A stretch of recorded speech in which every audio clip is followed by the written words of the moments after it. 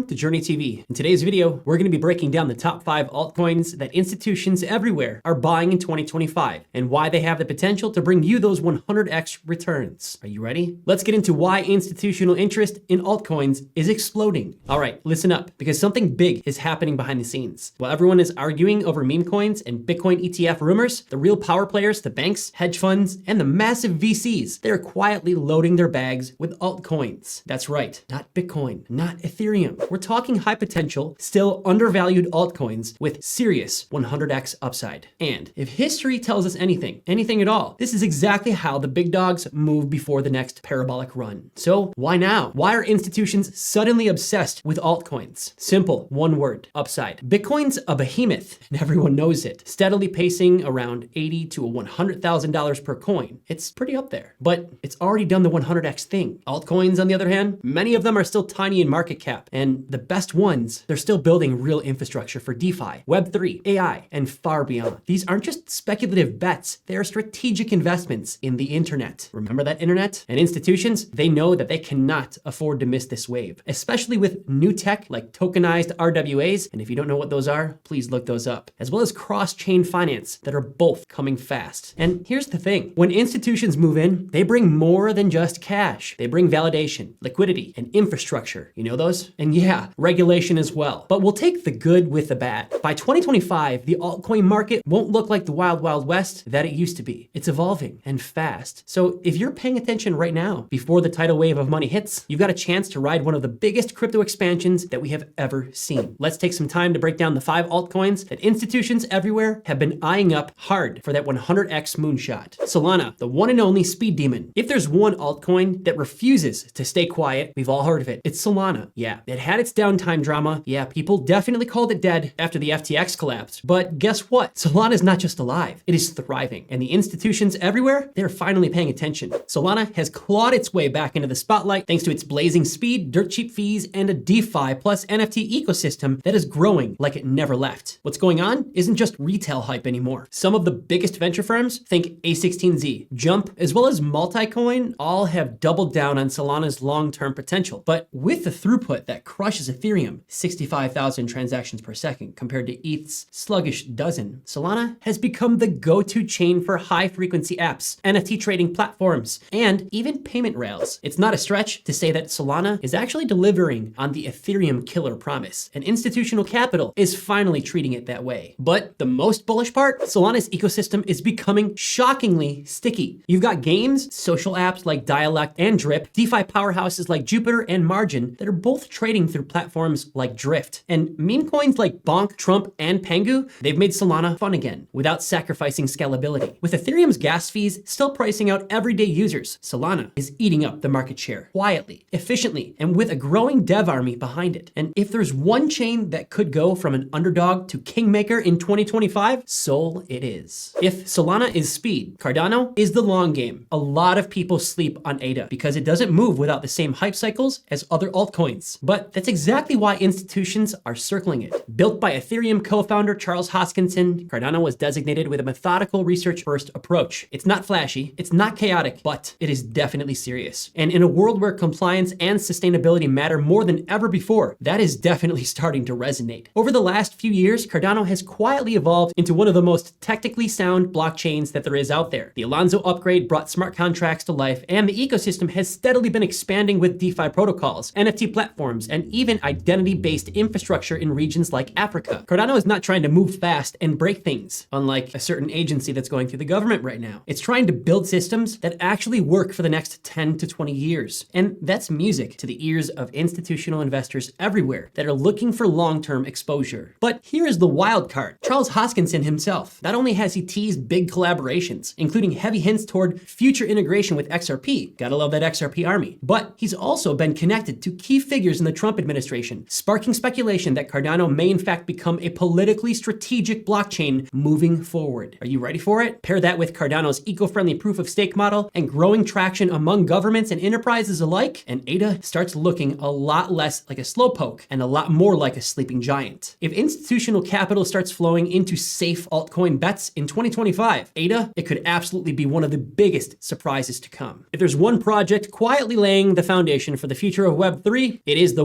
one and only Polkadot. This isn't just another smart contract platform. It is in fact the glue that could tie the entire blockchain ecosystem together. Built by Gavin Wood, another Ethereum co-founder, Polkadot is laser focused on its mission, interoperability. And in a multi-chain world, that's not a luxury. It is a necessity. Here's the thing. Right now, blockchains are like walled gardens. Ethereum can't talk to Salana. Avalanche does not natively connect with Cosmos. It is all fragmented, unfortunately. But Polkadot changes that with its relay chain and parachain structure, allowing independent blockchains to seamlessly share data and assets. For institutions that are eyeing real-world use cases, think supply chain, healthcare, and even cross-border finance, this kind of infrastructure is pure gold. The market's catching on. More projects building on blockchain. The market is catching on. And more projects are building on Polkadot using Substrate to modular blockchain framework because it gives them the flexibility without sacrificing the security. That's important. And big names are already aligned with the ecosystem. And as demand for interoperability explodes, Polkadot is perfectly positioned to lead the charge. If 2025 becomes the year of connected chains, DOT could go absolutely parabolic, and institutions are quietly stacking before that narrative hits the mainstream. Are you ready for it? Let's be real. Those smart contracts aren't that smart without real-world data, and that is exactly where Chainlink steps in. Link isn't just another altcoin. It is the invisible backbone of decentralized finance, gaming, insurance, tokenized assets, you name it. And if a blockchain project needs off-chain data, which, spoiler alert,